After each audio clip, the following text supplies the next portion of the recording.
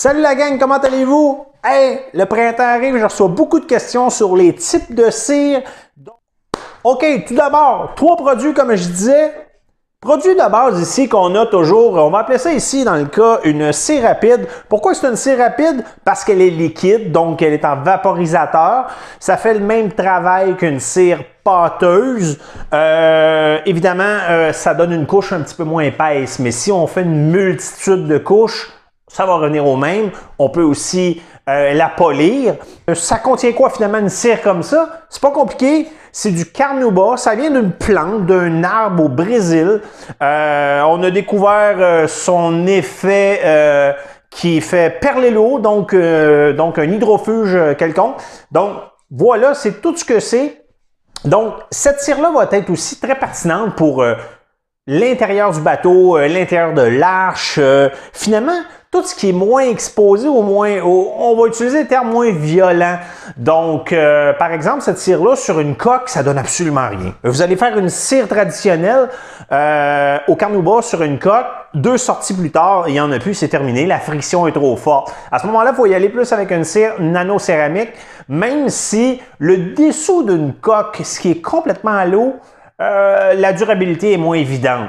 Mais si on parle des côtés, le devant, donc la proue, le nez, les surfaces qui sont aussi très exposées au soleil, au vent, on va y aller plus avec des cires nano-céramiques.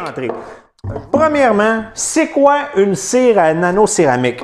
Souvent, ça va être vendu comme ça ici. Là, vous allez me dire, hey, c'est pas gros, mais c'est tellement concentré que dans le cas ici, on a 50 ml. 50 ml, ça équivaut environ à la coque et possiblement la proue de bateau de 25 pieds. En moyenne, les gens vont en utiliser 2, tout dépendant du... Si on a un cruiser, évidemment, d'une trentaine de pieds, on va en avoir 2 comme ça. Premièrement, le contenu. Le contenu de ça, c'est quoi? L'ingrédient magique, c'est de la silice, dioxyde de silicium. Donc, ce que ça fait, c'est que ça crée une couche, un petit peu comme si je vous disais une couche de verre sur votre gel coat, sur l'automobile, même chose, donc sur l'émail. L'épaisseur, c'est environ, ça va quand même assez loin, c'est quand même environ l'épaisseur d'un... Vous savez, un papier collant, un ruban adhésif. Donc, on a quand même une épaisseur assez intéressante. Et puis, c'est très solide. Ici, on en a une 9H qui fait amplement le travail. Sinon, ça coûte beaucoup cher. Il existe sur le marché la 10H. Qu'est-ce que c'est 9H, 10H? Eh bien, je vais vous le montrer. C'est assez simple. Vous vous souvenez à la petite école, les fameux crayons à mine? On avait des crayons HB. Donc, c'est tout simplement une norme de... C'est de même qu'on évalue si la mine elle est dure ou pas. La dureté de la mine, finalement, 9H, 10H. Plus qu'on monte en chiffres comme ça, plus que la mine est dure. Fait que ce qu'on fait pour évaluer une céramique comme celle-là, par exemple la 9H, il va falloir une mine de 9H avant d'être capable de faire une graphing sur l'application. Donc, je vous dirais que 9H, si on se rappelle les petits crayons à l'école, les HB, c'était des mines 4-5H environ. Donc, c'est tout simplement comme ça qu'on va évaluer ça avec une mine de crayon. C'est drôle, mais ça fonctionne de même.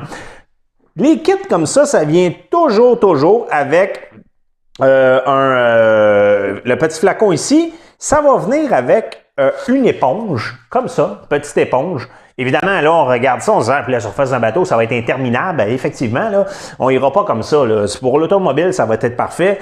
Alors, à l'intérieur de ça, et vous allez avoir toujours toujours des lingettes. Donc, on enroule le suède et on applique quelques gouttes comme ça. Comment qu'on applique une cire céramique dans ce genre-là? Eh bien, c'est toujours rectiligne, comme ça. Donc, on y va jamais, là. On fait pas de rond. Rectiligne, comme ça. À l'application de la deuxième couche, on y va aussi rectiligne. Dans bien des cas, une seule couche suffit. Qu'est-ce qu'on fait pour les bateaux, pour les surfaces un petit peu plus larges? Moi, quand je l'applique, mon truc, vous savez les balais Swiffer là, qui sont environ larges, je dirais d'une dizaine de pouces, on applique là-dessus justement des plus grandes serviettes de Suède. Tout simplement, et on peut les agrafer derrière. Et à ce moment-là, on peut faire notre coque comme ça, comme si on faisait avec un balai pour nettoyer ou laver son bateau. Donc, c'est un produit qui vient comme ça. Pourquoi qu'il est en flacon et qu'on y va à gouttelettes? Parce qu'en vaporisateur, ça ne fonctionnerait pas. Le silice durcit et devient extrêmement dur. Donc, le vaporisateur figerait après une utilisation, c'est-à-dire le lendemain, vous ne pourriez plus l'utiliser. Alors, c'est pour ça qu'on y va comme ça. Et comme vous allez le voir, de toute façon, quelques gouttes là-dessus. Quand on l'applique, on voit immédiatement la couche de liquide qui s'applique. On le voit immédiatement. C'est pour ça que je dis, on n'en met pas une tonne.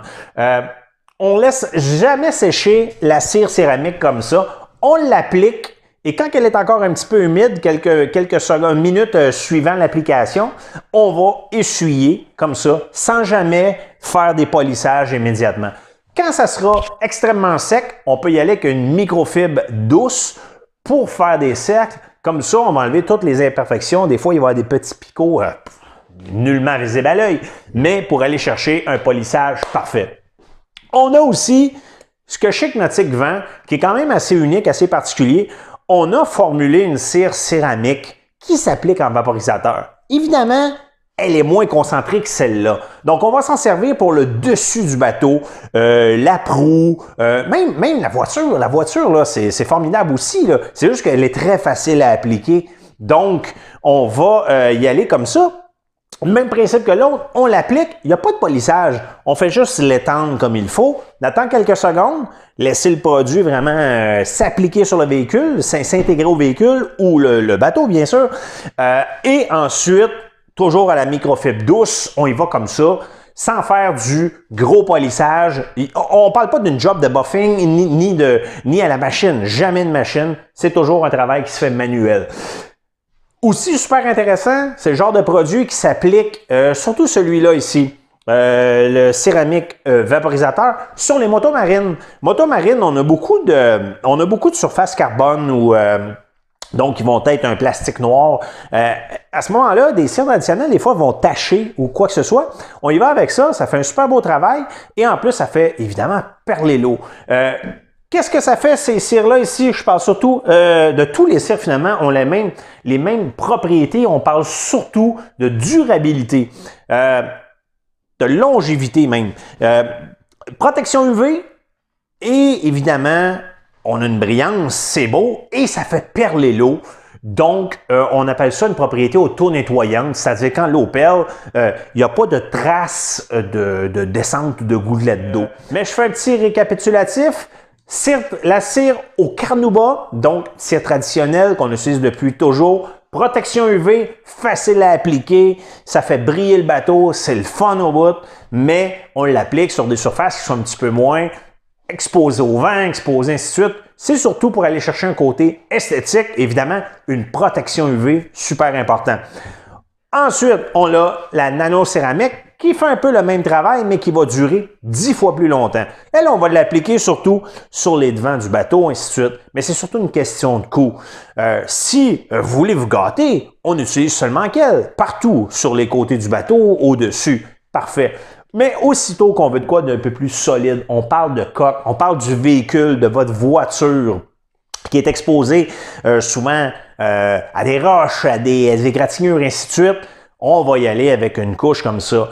Selon les normes, on irait à une protection qui irait jusqu'à 1 an et demi avec celle-là. Évidemment, quand on applique, peu importe la cire, il faut, je termine là-dessus, il faut préparer le véhicule, évidemment. On n'applique jamais aucune de ces cires-là sur une ancienne cire.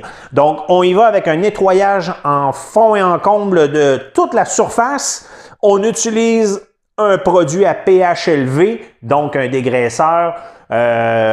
Évidemment, je vais vous suggérer le dégraisseur Chic Nautique, mais donc, le but de ça, c'est d'éliminer complètement toutes les anciennes cires. Quand on parle d'une cire nanocéramique, il faut un pH élevé dans le produit et on peut utiliser aussi de l'alcool isopropylique. Donc, à ce moment-là, on va être capable d'éliminer immédiatement la vieille surface. Il faut qu'on soit sur la surface finalement naturelle du véhicule.